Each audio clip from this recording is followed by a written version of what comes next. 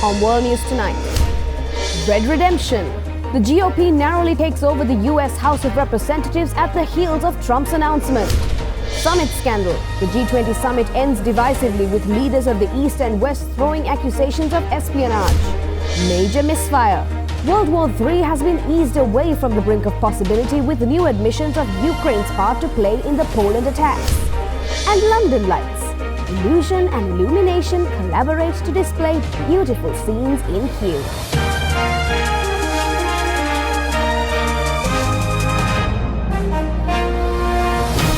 This is Derana World News Tonight. Reporting from Colombo, here is Anuradhi Vikramasinghe. Good evening and thank you for joining us on World News. Our top story today is on the balance of political power in the US as Republicans have flipped the House following a series of GOP wins in House races across the US. This will create a divided government with Democrats retaining control of the Senate. US Republicans were projected to win control of the House of Representatives on Wednesday after more than a week of vote counting. The result sets the country up for 2 years of divided government as President Joe Biden's Democratic Party held control of the Senate.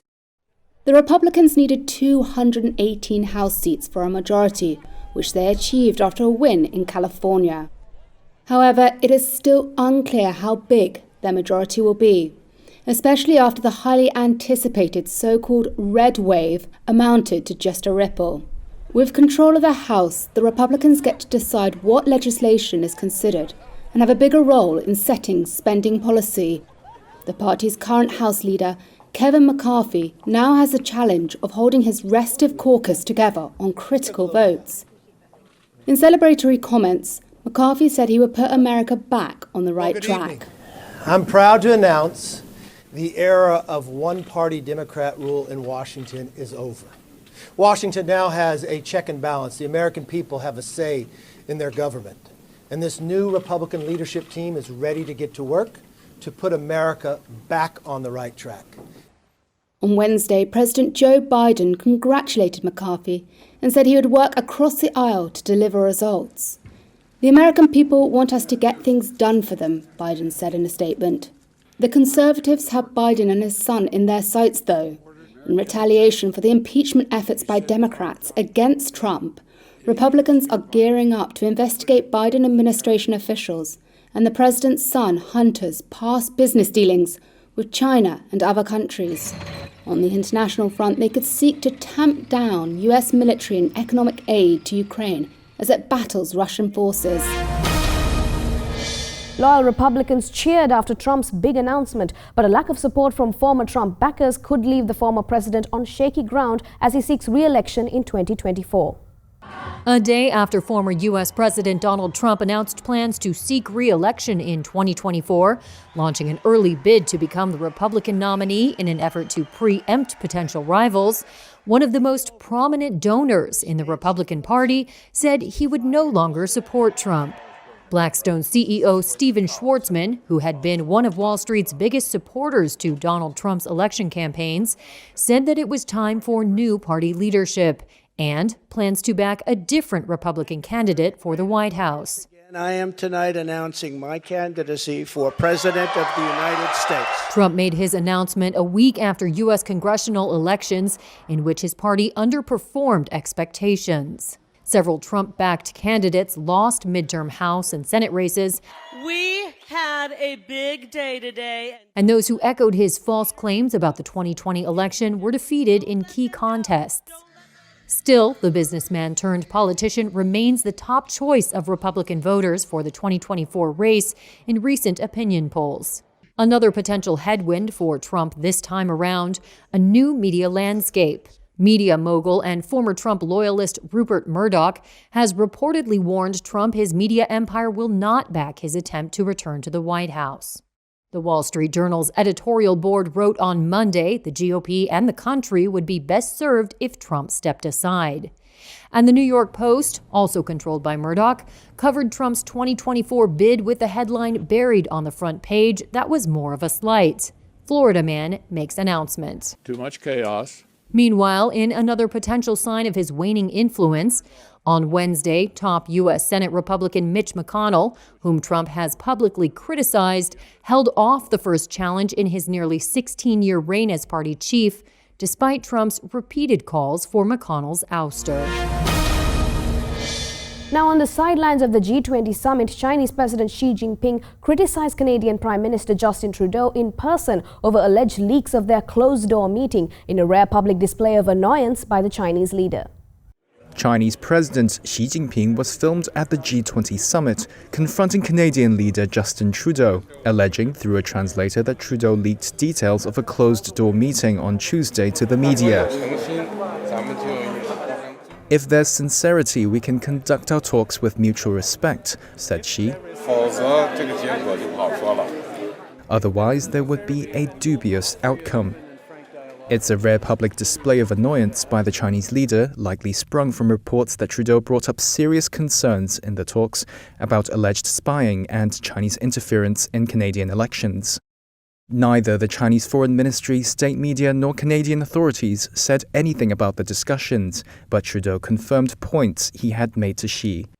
The confrontation about leaked discussions highlights tensions between both countries following China's tit-for-tat arrests in response to Canada's detention of Huawei executive Meng Wanzhou in 2018. And more recently on Monday, the arrest of an employee at Hydro-Quebec who was charged with trying to steal trade secrets for China. This month, Canada ordered 3 Chinese companies to divest their investments in Canadian critical minerals, citing national security. Fears of a dangerous escalation in the Ukraine conflict have been eased after NATO and Poland said that a missile that landed near a Polish village likely came from Ukrainian air defenses rather than Russia, though NATO's chief said Moscow was still ultimately to blame, with the incident a consequence of its invasion of Ukraine. Poland's leader described the strike as an unfortunate accident. The aftermath of Tuesday's massive wave of Russian airstrikes. The attacks across Ukraine hit both critical energy infrastructure and residential areas. The local governor in Lviv province says that though power is back up for around 95% of the province, only 30% of consumers can use electricity at the same time due to capacity limits. In the capital, Kyiv, at least one person was killed in the bombardment and electricity cut off to thousands of homes. Russia's President Vladimir Putin has been accused of trying to freeze Ukraine into submission after failing to take it by force. As winter approaches, Ukraine's military advances are slowing. The probability of a Ukrainian military victory, defined as kicking the Russians out of all of Ukraine, to include what they define or what they claim as Crimea, the probability of that happening anytime soon is not high, militarily. Russia's defense ministry has published footage of its so-called kamikaze drones, which it used in Tuesday's barrage of strikes. Russia says it only targets energy or military infrastructure. Now, a massive wave of Russian airstrikes demolished living areas and caused further displacement in the already chaotic region of Lviv, while chipping away at critical energy infrastructure as well. Easing international concern. NATO's Secretary General said the missile that hit the Polish village of Provodov was likely fired by Ukraine's air defenses. Our preliminary analysis suggests that the incident was likely caused by a Ukrainian air defense missile. But let me be clear, this is not Ukraine's fault. Russia bears ultimate responsibility as it continues its illegal war against Ukraine. A message echoed by the Polish president. Nothing, absolutely nothing indicates that this was an intentional attack on Poland. What has happened, the fact that a rocket fell onto our territory, was not an intentional action. World leaders from across the globe have shared their condolences, including French President Emmanuel Macron. I offered our condolences for the victims of the missile strikes on Polish territory yesterday. I told them of my solidarity, and we expressed our commitment to work with Poland in order to establish the truth about these strikes. Russia has denied involvement. We want to emphasize that high-precision strikes were carried out only on targets on the territory of Ukraine and at a distance of no closer than 35 kilometers from the Ukrainian-Polish border. NATO ambassadors gathered for emergency talks after the blast on Tuesday killed 2 people at a Polish grain facility around 6 kilometers north of Ukraine. The war's first deadly spillover onto NATO territory. Let's go in for a short commercial break. More world news on the other side.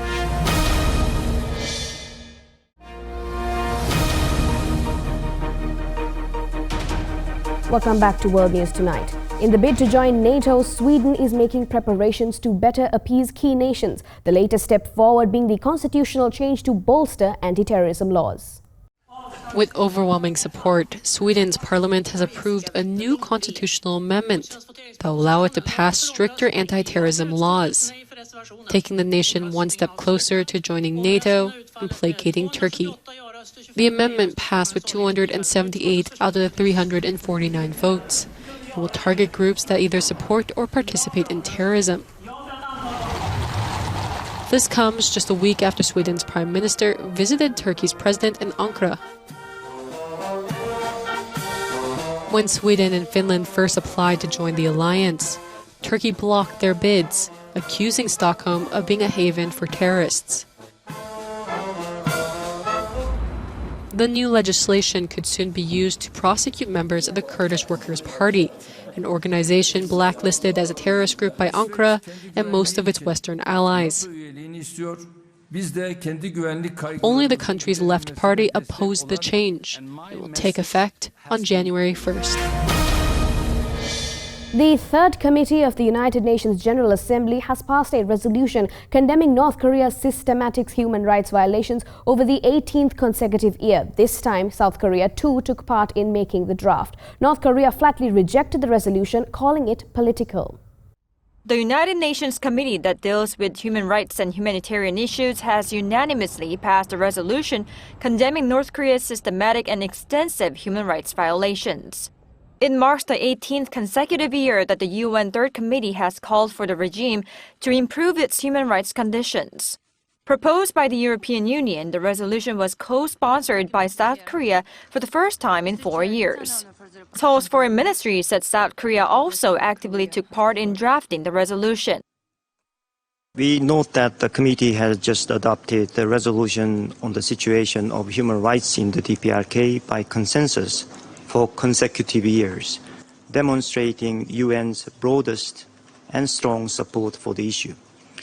We urged the DPRK not to turn a blind eye to these consistent concerns for and calls to improve the human rights situation in the DPRK. The resolution expresses concerns over the illegal detention, torture, and execution of foreign nationals, along with calls to disclose all relevant information to bereaved families and relevant entities. The demand for this information comes from Seoul after a South Korean fisheries official was shot and killed by the North Korean Coast Guard in 2020. Adding on to that, the resolution also calls for North Korea not to make an arbitrary decision about executing North Koreans who are repatriated. The North Korean ambassador to the UN, Kim Sung, rejected the committee's resolution, saying it is a political plot against the regime. The adoption of anti-DPRK draft resolution, repeated every year, is yet another grave political provocation fabricated in the lead by European Union in accordance with the United States human rights scenario against the DPRK, which is aimed at stifling our system. The resolution also criticized North Korea for its continued missile tests and asked that the international humanitarian body be given access to offer aid to help the North tackle COVID-19. The resolution will be put to a vote next month at the UN General Assembly. Uganda is moving ahead with the clinical trials for the new Ebola vaccine. The potential candidates being shipped to the country amid infection rates rising with each day. 3 Ebola vaccine candidates are expected to be shipped to Uganda next week for a clinical trial. That's according to an announcement made on Wednesday by World Health Organization Director General Tedros Adhanom Ghebreyesus. The agency's panel of external experts had evaluated and agreed to include all 3 candidates put forward in the trial, he added. The WHO chief said that in the last week, the confirmed Ebola cases had risen. There have been 6 more confirmed cases and 1 probable case of Ebola in Uganda, bringing the total to 141 confirmed and 22 probable cases. There have also been 2 more confirmed Ebola deaths and 1 probable death, for a total of 55 confirmed and 22 probable deaths. 73 patients have now recovered. Head of WHO's emergencies programme, Mike Ryan, said we must ensure vaccines are efficacious. It's clear that we can get to containment without vaccines, but it's also clear from the Congo experience that you can get to control much quicker using effective vaccines. Uganda declared an outbreak of Ebola in September this year and said infections were being caused by the Sudan strain, which has no known vaccine. Elon Musk's $56 billion paycheck from Tesla is on the line as he took the stands at the Delaware Court of Chancery against allegations that he was not deserving of the pay. Elon Musk arrived at the Delaware Court of Chancery on Wednesday in a black Tesla to rebuff allegations that he didn't deserve his $56 billion pay package from the carmaker. Tesla shareholder Richard Tornetta sued Musk and the board in 2018, alleging that Musk was the recipient of overly generous compensation, which helped make him a billionaire many times over. That, the suit says, was based on easy performance targets and did not even require him to work at Tesla full-time. On the stand, Musk described how Tesla was struggling to survive in 2017 when the package was developed. He said he would not accept a plan that needed him to punch a clock or commit certain hours to Tesla. He told the court, quote, "I pretty much work all the time. I don't know what a punch clock would achieve." Musk has a history of combative testimony and often appears disdainful of lawyers with probing questions. At one point during his Wednesday testimony, Musk told the plaintiff's lawyer, quote, "Your question is a complex question that is commonly used to mislead people." The 5-day trial before Chancellor Kathleen McCormick comes as Musk is struggling to oversee a chaotic overhaul of Twitter, which he was forced to buy for $44 billion in a separate legal battle before the same judge after trying to back out of that deal.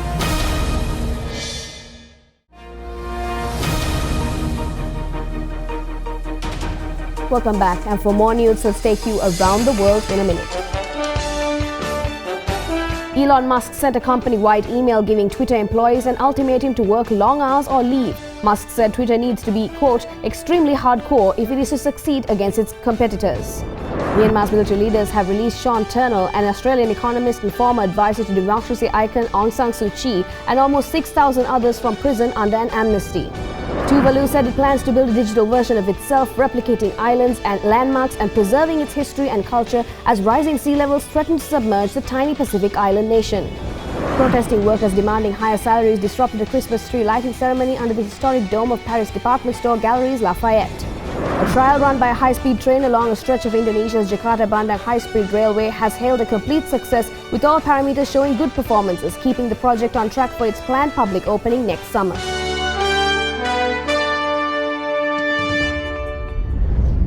And that is all from us here at World News Tonight. Join us again tomorrow as we keep you up to date with the latest from around the world. In case you missed any of the stories tonight, you can watch the whole program on our YouTube channel, youtube.com/OtherThanEnglish. We leave you tonight with the London's Royal Botanical Gardens in Kew debuting its decade-long annual festive lights show with over 1 million lights showcasing illumination and optical illusion. Thank you for watching. Have a good night.